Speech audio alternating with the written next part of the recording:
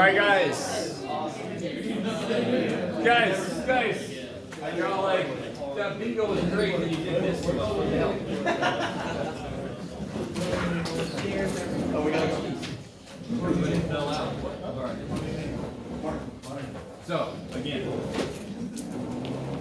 it's okay. It's okay. So, we're going to go over some of these things. I'm going to show you a few kind of like different ways to do some of these problems. Obviously, in probability statistics, there's a ton of freaking percentages. You have to know how they work as fractions and decimals and all that kind of stuff, right? And this is just something, once you see it, it's back to you. If it's been a while, you're like, oh. We'll go over these. I understand like the algebraic stuff gave a lot of us some trouble. And I understand also there's another level to it. There's freaking letters in there you barely ever see, which kind of gets in your head too. So let's take a look. Real quick, just a little review, real quick. Let's say I have this number. Okay. This is in the what place? Just go hundreds, right? This is in the, so you divide by 10. So hundreds place divided by 10, tens place divided by 10, ones place divided by 10, tenths divided by 10, hundredths divided by 10, thousandths, right? Why is everything based on 10? I don't know. I have no idea. So if we had 8 fingers, our number system might be based on 8. We might go 1, 2, 3, 4, 5, 6, 7, 10. If we had 8 fingers. We don't, we have 10 fingers. So our number system is based on 10. Are you guys kind of with me? I don't want to freak you out too much, but just the idea that our number system is based on 10 is based on the physical reality that we have 10 freaking fingers. And what's the most basic way to count? 1, 2, you know, so if we had 12 fingers, our number system would be very different. Sorry, that's enough of that. Sorry, okay. So, that's going to come up. Also, so therefore, if I see 7 tenths, how would I write that as a decimal? 0.7. If I see 3 hundredths, 0.03. So I want the 3 in the hundredths spot. If I saw 142 thousandths, yeah, tenths, hundredths, thousandths. I want the last digit in the thousandths place. Tenths, hundredths, thousandths. So that's 142 thousandths. You guys got it with me? Yeah. Real quick, go with me. And you're all like, that's all we do, man.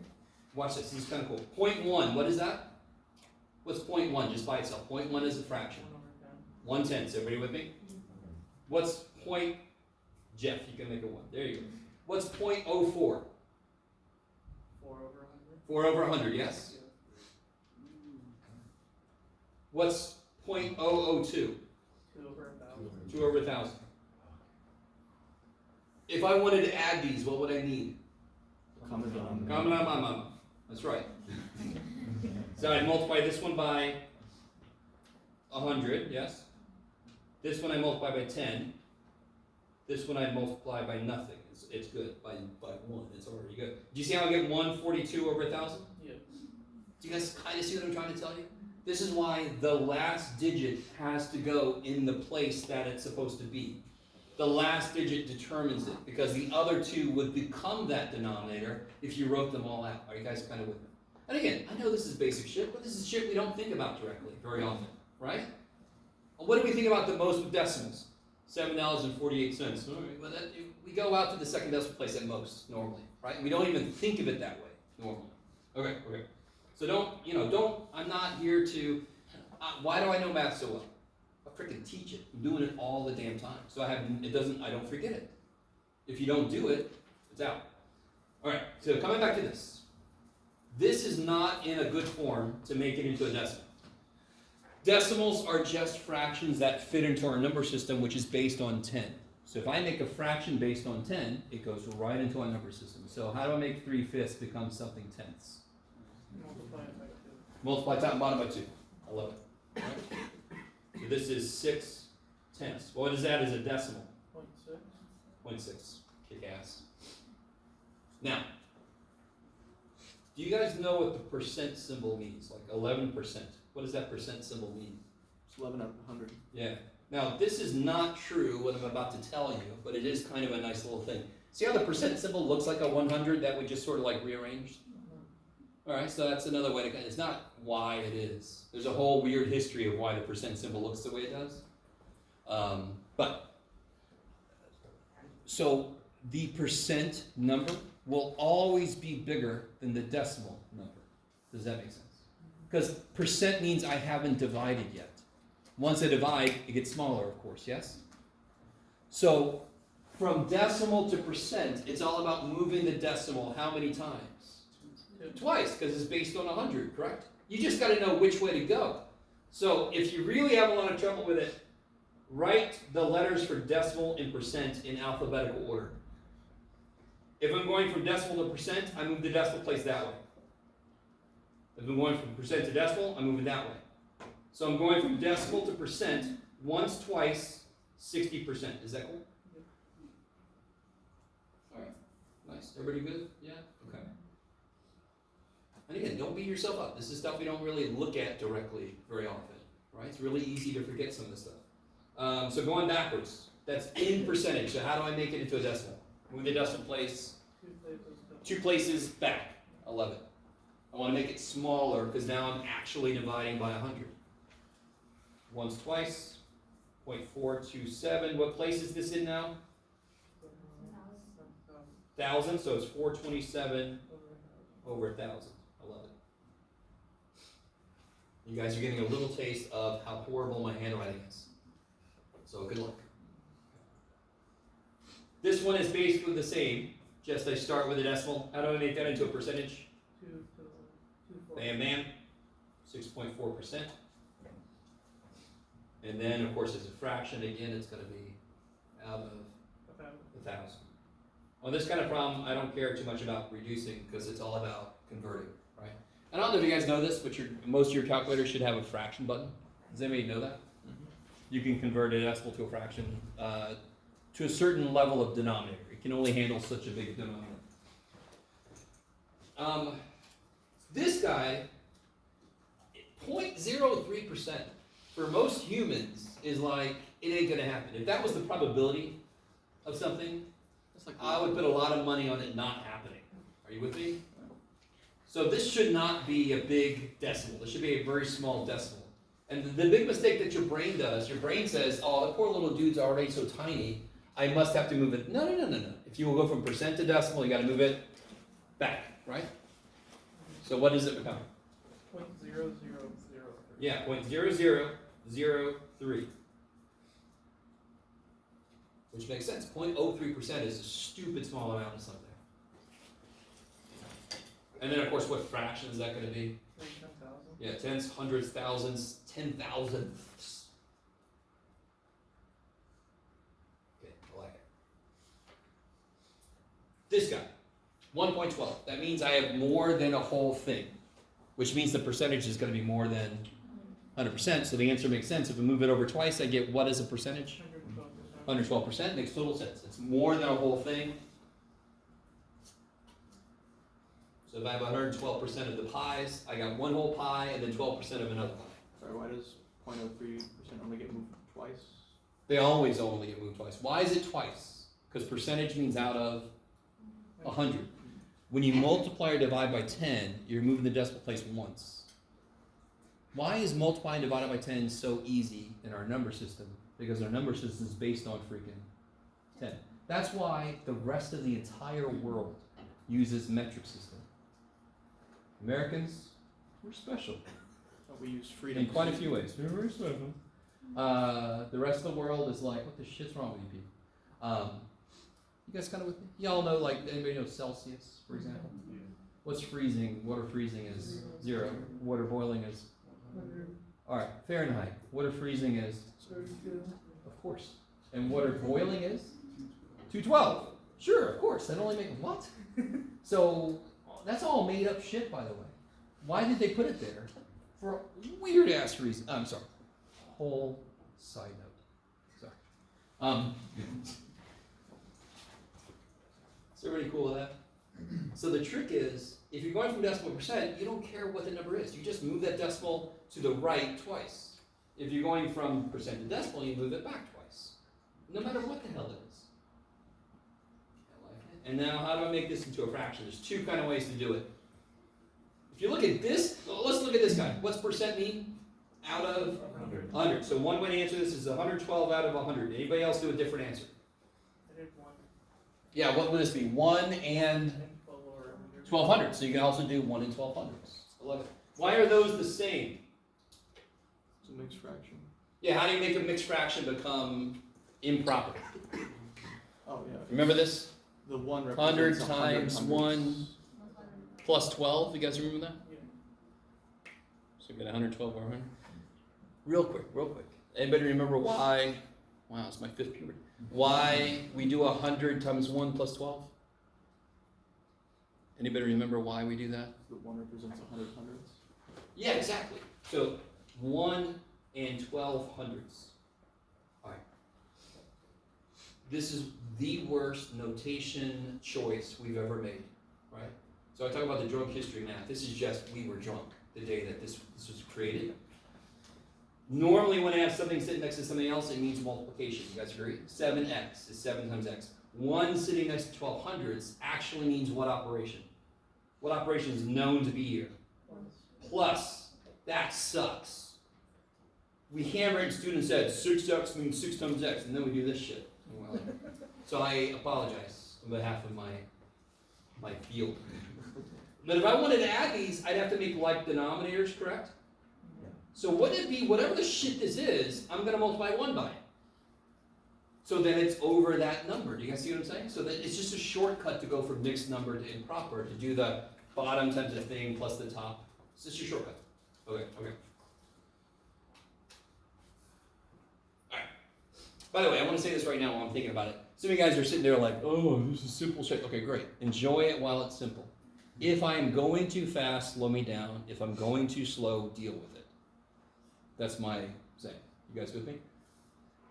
It's my job to, if you have a question, ask it. It's my job to stop questions and move on when I need to. That's my job as a teacher. It's not your job to self-censor. If you have questions, ask. If it gets to a point where I'm like, we really ought to go on, I'll say, see me after class or something. That's my job. So never hesitate to ask questions. Don't feel like you're going to slow shit down, because that's my job, is to not let things slow down. Okay. What about number 2? Anybody know how to set this one up? Yeah. Oh, that was arguably a word problem, but basically it's 5 out of 40. Yeah. So you have 5 over 40, and then you can divide that out or leave it as a fraction. I love it. So I agree with you. It's a problem that has words in it. The reason I wouldn't categorize it as a word problem is I don't have to create a formula. It's exactly the way we would say it in English. How would you say this in English? 5 out of 40 people, right? 5 are left-handed out of 40. We write 5 over 40, and then we math it, right? I confess, I made a formula for number 5. Got you. You could, if you wanted to. So it's a self-imposed word problem. Okay. So 5 out of 40. Now, unfortunately, our brain will very often say, well, that's 8. Because our brain doesn't like 40 trying to go into 5. Our brain is like, that's never going to work. I think you meant 5 into 40. We're like, I'm sorry, brain. No. We did not mean that. It's 1 over 8. Yes. So the first thing I would do with this is reduce it. Now, to be honest, I'm going to show you a slightly different way to do this. But this would be 1/8, right? And then you can just, 2 ways you can do this. You can just divide 8 into 1. Which, if you remember, you have to just give yourself some decimals. Right? All right. Who did that already? Anybody? What do you get? 12.5. Yeah, so 125 is a decimal, which is 12.5%. Kick ass. Real quick. Go with me for a second. What's 1/4 as a percentage? 25%.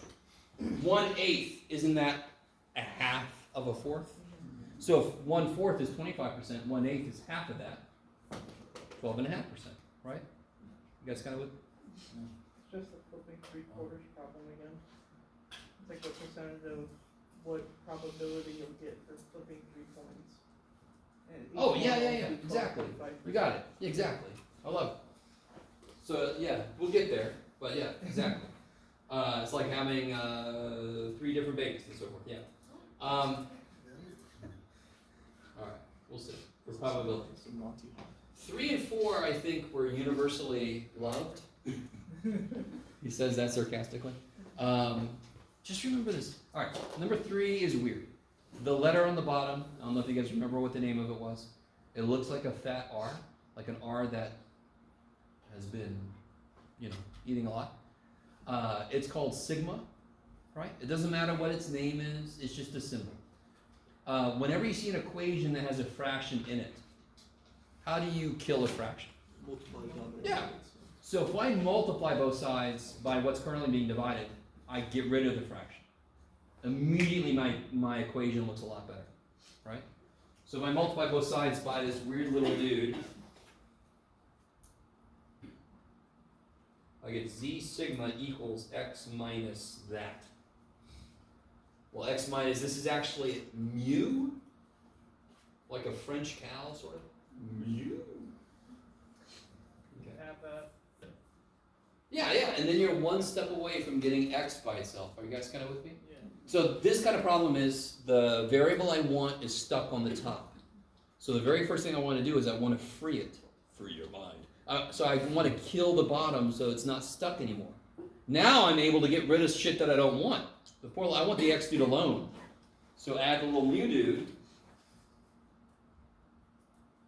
I'm going to write it like this just because.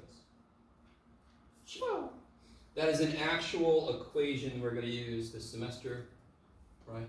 Ooh. Okay. Is that all right? So number 4 is kind of similar. Let me show you something kind of cool about algebra.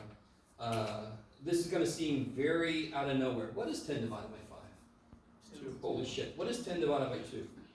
5. Holy shit. So if I have a true statement, division problem, 10 divided by one chunk is the other chunk. So these two can switch, of course. Does that make sense? That is a general truth. If I have a true equality, so I'm assuming this is a true equality, I can just switch the same way.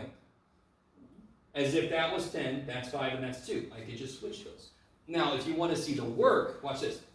How do I get the square root of n on the other side? I multiply by it, don't I? Do you see what I'm saying? Just like we did with a sigma. If I multiply by square root of n, don't those cancel? Yep. And then I would divide the e down, correct? So this is basically just a shortcut. If I multiply the root n up and I divide e down, they switch. You guys see what I'm saying? Yeah. Okay. The thing about some math teachers, they'll teach the shortcut, but they won't tell you why it works. And then you have nothing to kind of build it off of. And then it's just sort of like, oh, math is just a bunch of weird shit that people make up. No, it's got a, the shortcut is there for a reason. And then how do I get n by itself? Why is n not by itself? Or square both. Yeah, how do I kill that square root? Square both sides. Kick your ass. So then I get n equals, these kill each other. Z sigma over e squared, or you could square each piece if you want to. How you guys feeling? Is this coming back? No, not at all? Okay. Yes? If we don't use the shortcut, is it okay to start by squaring both sides? Yeah. You could, first step, square both sides. Very first step, you could square both sides.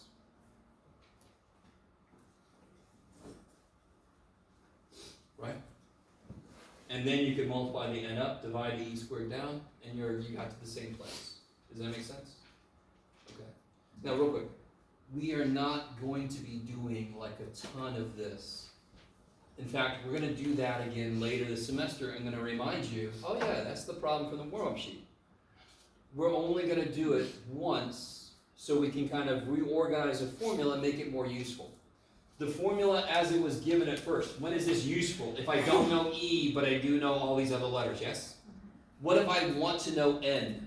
This is not a useful formula, is it? It's not solved for N. Now we've got a formula that if I know all this other shit, I can get N directly, right? I like it in my... So then, later this semester, we'll do that again. That can sit on your formula sheet, and you can use it when I have a problem where I need you to figure out what N is, for example, right? You guys kind of with me? Later, we'll talk about the physical meaning behind these letters. They each have a physical meaning. So then it'll be much easier to know where to put what number. All right. Number 5 hopefully wasn't too crazy. How do you find the average of any set of numbers? Add all the numbers and Add them all up. by the Yeah. So what do you get when you add these all up? 39 39. divided by 5. Good. Now, real quick. I know some of you guys were like shooting me side-eye about not being able to use the calculator. You're like, whatever, math dude. I want to show you something really quick. When I have to divide by 5, this is really cool. Why is it so easy to divide by 10? It's very easy to divide by 10. Why? We just talked about it earlier, actually. I just moved the decimal backwards. How do I make that out of 10? Multiply by 2. So how do I divide by 5? Double the top and then move the decimal back once. What's twice 39? What's twice 40? 80. So twice 39 is 2 less than that is 78. Move the decimal back once, 7.8. Done. Right? Or Long division. long division. Exactly. Thank you. They don't teach that. They don't teach that anymore, do they? Long division? I don't know if they still teach it. Oh, hell yeah. They got that. For little kids? Yeah. No, they got that. What is it? Core. Oh, Common Core. Sure. I don't know what it is. But No. So real quick, because I also teach a class that's like math for elementary teachers, and we talk a little bit about what the Common Core is trying to do. Because I see a lot of posts from parents saying, "Oh my God, why don't they just teach them?" Because they're trying to show the steps that lead to the algorithms that we know. The algorithms we know were built off of certain steps to get you there. So people don't understand. Now, do I agree with all of Common Core? Oh, hell no. But there are some things I can see that are not interpreted correctly. All right, another. What about number 6? Does anyone think they got that one right? Yes. 87. Okay. Is that what you got? Yeah. How did you do it?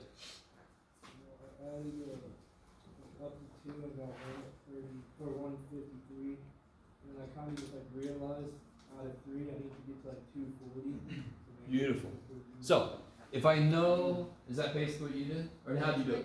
did 82 plus 71 plus x divided by Kick ass. Yeah. I love it. So it's a beautiful example of algebra actually making a problem easier, which not a lot of us would agree that makes the act. So here, there's an obvious thing I don't know. X. If I knew what that 3rd grade was, I know how to freaking take an average. So let me do that way first. Here's the thing about algebra, and here's why people hate it. Algebra says pretend like you know the answer. What is the 3rd test? Well, it's obviously X. So how do you take the average of tests? You add them up, and in this case, I'm going to divide by 3. And in this case, I know the answer is 8. 80. There it is, Jeff. You guys kind of with me? Mm-hmm. And then if you multiply by 3 and add these together, we catch up to what the other dude was saying. And we kind of get to the point where you don't have to use algebra. You don't. If I know, and do you see how I'm almost there? You would just subtract, right? Okay. If I know 3 numbers average to be 80, do I know anything about the 3 numbers? So let me say it like this. 3 numbers average to be 10. Do you know anything about each number? Could one of them be 8? If 3 numbers average to be 10, could one of them be 8? Yes. Could one of them be 347? No. Yes. Oh, yes. Totally, of course. Right? If You guys it kind of was- listen? It's far enough in the other direction, I guess. To average to be 10, what do the 3 numbers have to add to be? What am I going to divide by to get the average? I'm going to add up the 3 numbers, I'm going to divide by 3. So what do I divide by 3 to get 10? 30. So as long as I get 3 numbers that add to be 30, the average will be 10. I don't give a shit what they are. Do you understand? Yes. So why could one of them be 347? Because maybe another one is negative 312 or something. You see what I'm saying? So it's going to kind of come out to 30. So watch this. So this is the algebraic way to do this. You get 87, right? Or you could just start off with, I know I need 240 total. So far I got 82 and 71. Yes? And then that leaves me with 87. Okay, so that's a more direct way. No algebra. Now I'm going to show you the way I would do it. I wouldn't do it either of these ways. Because I'm weird. I would do this. Watch this. This kicks so much ass. 82, 71, I don't know. Wait, How off, sorry? 50. Oh, how off from 80 is this? Up 2. How off from 80 is this? Down 9. This guy did that. I was like, what are you doing? You did! I was so scared. I was like, No, it's this beautiful, doesn't man. make sense. This doesn't look like what he's doing. This is so wrong. But yeah, I just added the differences. Yeah. So how far total am I down so far? 7. So 7 down from 80, so now I need to be 7 up from 80 to kind of make up for that. Beautiful. Dear. I don't see that in the wild. Tears. I don't see that in the wild very often, so that's pretty awesome. Do you guys kind of see what I'm saying? Real quick, just go before, and you guys that's all we ever do. 10, 10, 10. An average should be 10, yes? Amazing. If I make that 9, I have to make this. 11. Do you see how that's exactly what leads to what I just did? It's like a How far off is each thing, and how much does the last 2 need to make up for? Does that make sense? And again, are you ever going to do exactly this in this class? No. But it's all about number sense, right? And unfortunately, not a lot of us get a lot of chance to kind of live in this. So we don't get number sense developed, right? But I love it. I don't see it in the wild too often. And you guys, this makes sense. It's just something you wouldn't necessarily come up with yourself because you're not even sure if it's even allowed, right? You don't know the flexibility in this shit. Okay. All right. So again, I know that sheet can sometimes be a lot. Hopefully, we've kind of like shaken some of the rust off. And as we hit different things that require you to remember certain things, I can review. Again, I don't remember if I said this in class. I've had a couple of the classes today. But if I'm ever doing something and it seems like I'm assuming you know how to do something, just go, hey, Mr. Waller, I'm not really sure what I'm supposed to do there. I don't see that. Nothing wrong. If you have a question, at least 10 other people have that same question, and you can be their hero, right? If just for one day, you could be there. Okay, I like it. Sorry. It's not okay. Seriously though, trust me. Okay, so let's do this. We are going to do a little bit of statistics. I'm going to let us out a little early. I just want to get some of the basic bare bones down. And I want to warn you about something. The first chapter is definitions. It's definitions, right? It's so exciting. So what I try to do is I try to do it from the standpoint of if we actually try to do a statistical analysis, and then the words just kind of come in. You guys already know some of these words. Let's say I want to say something about all Grossmont students. A statistical word for all Grossmont students would be the population. I love it. Right? How many Grossmont students are there? Who knows? There used to be like 20,000. Oh, it's way less now, though. Now it's like 11, 12,000 maybe? Yeah, and of course you can blame some of that on the pandemic, but also, right. I don't know if you notice how fantastic self-service is to kind of like work with, but that could be one reason why we don't have a lot of students going back. Tell the administration. Yeah, we do. All right. So let's say we want to say something about all Grossmont students. And there's 12,000. That's still a lot, correct? You want to talk to 12,000 people? No, survey size. So of course, what do we do in statistical analysis? Instead of talking to the whole population, we take a beautiful. So we already got 2 words, 2 major words you're going to hear the whole damn semester. And of course, you guys already know what they mean. You have to move their chair. Okay. Is there a way to figure out how big of a sample you should have? Because it could be bad if you take a sample of 100. There are formulas as to how large of a sample you should try to get. They come out to ranges. We'll see later this semester why, even if I have a population of 12,000, a sample of a couple hundred is plenty.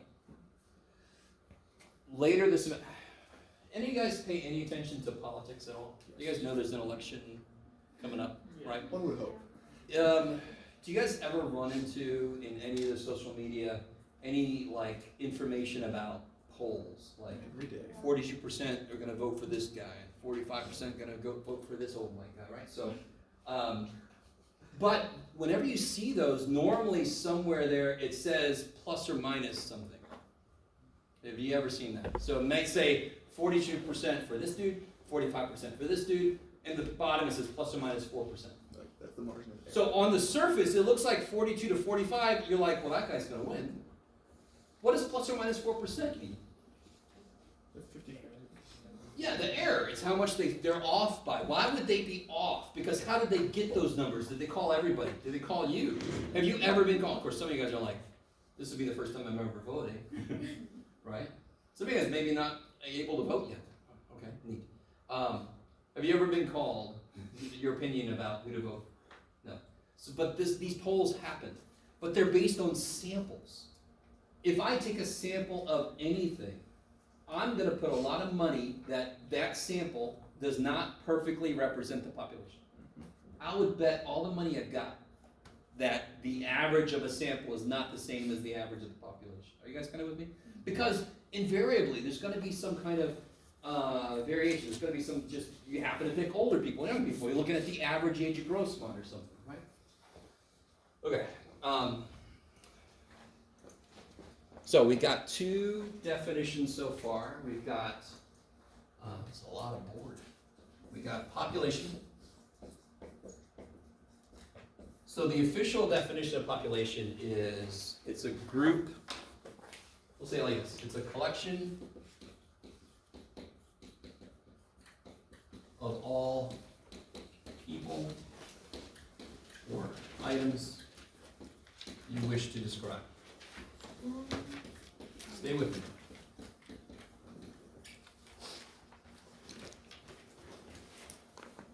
Right, so for example, let's say that our population is all Grossman students. By the way, real quick, if I told you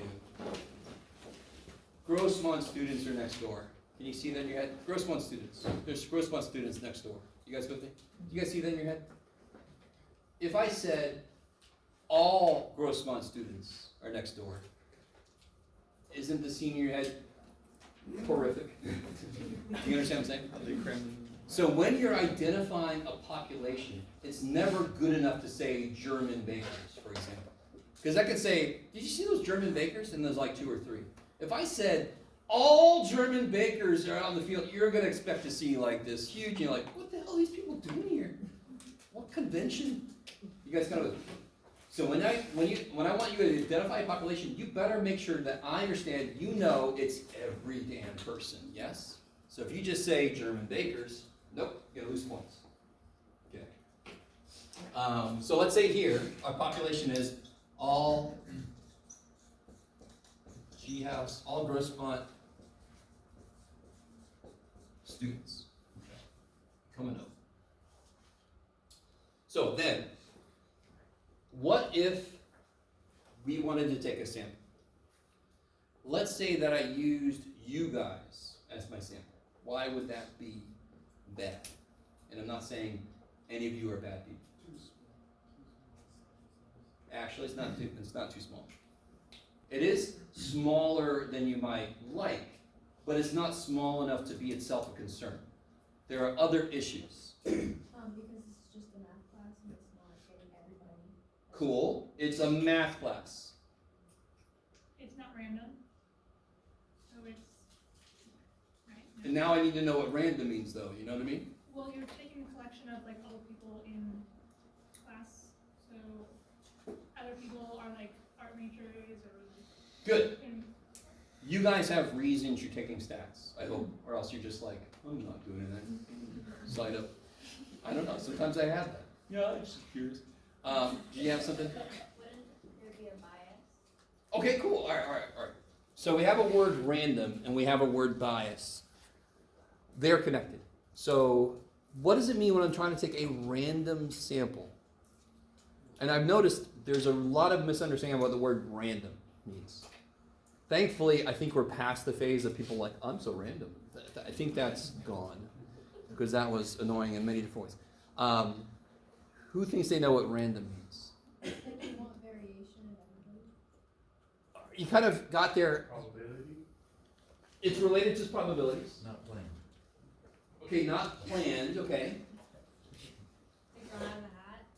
Sure, okay, that's a way to get to it. So, you try to remove any kind of biases. So what's one kind of bias?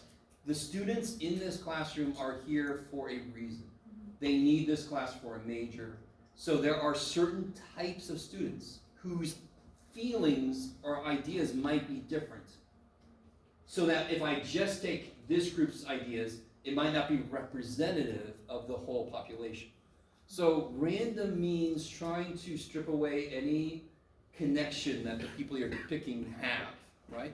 There's a much more definitive way to define, I like that, definitive way to define, that's good. Much more direct way, but let me put up your sample. It's just a subset of the population.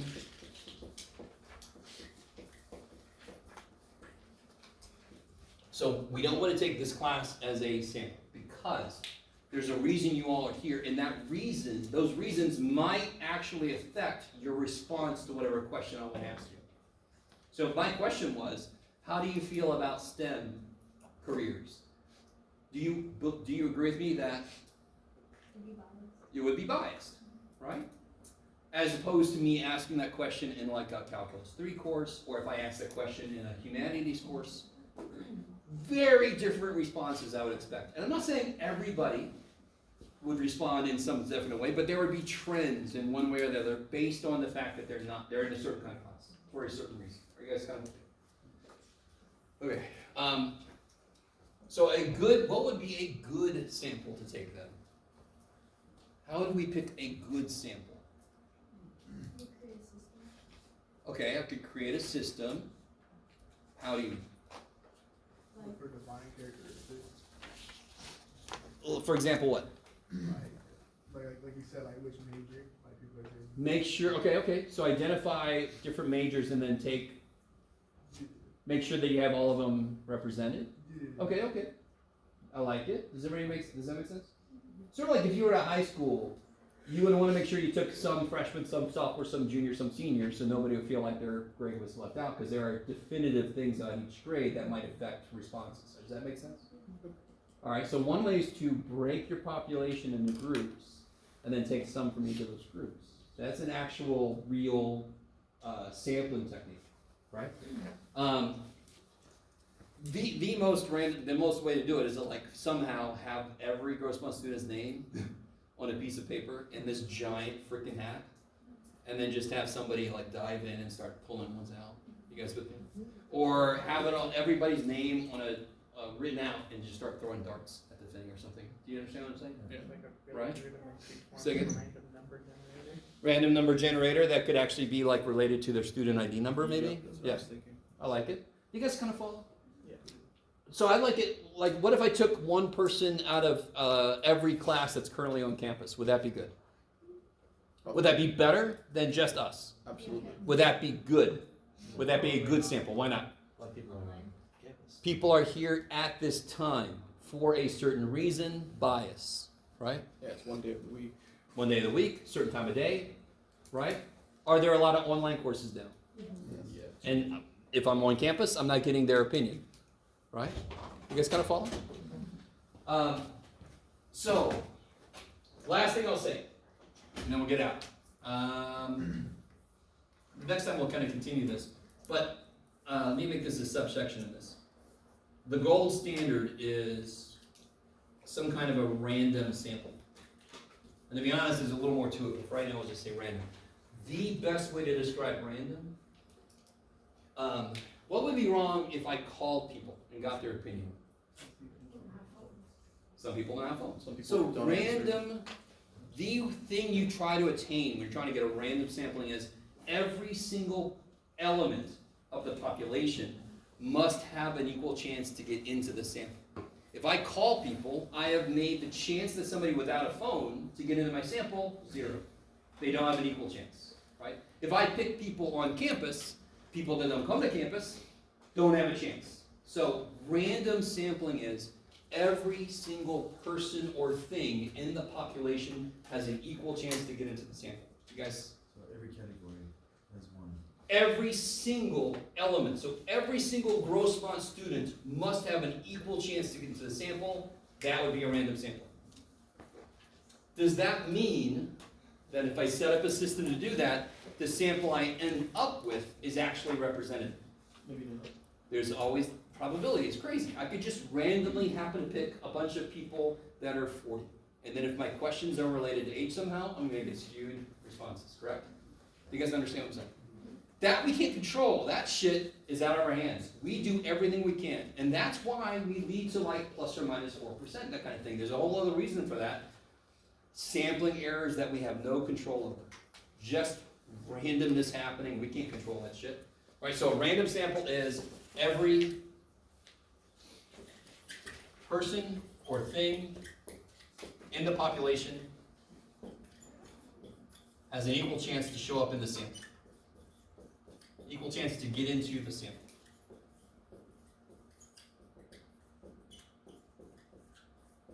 All right. That, I think, is plenty for today. We've done a lot. So I appreciate you going along with everything. I'll see you again on Wednesday. If you have any questions, come up and see me. I have 2 of you guys that need to add to class, so come up and see me.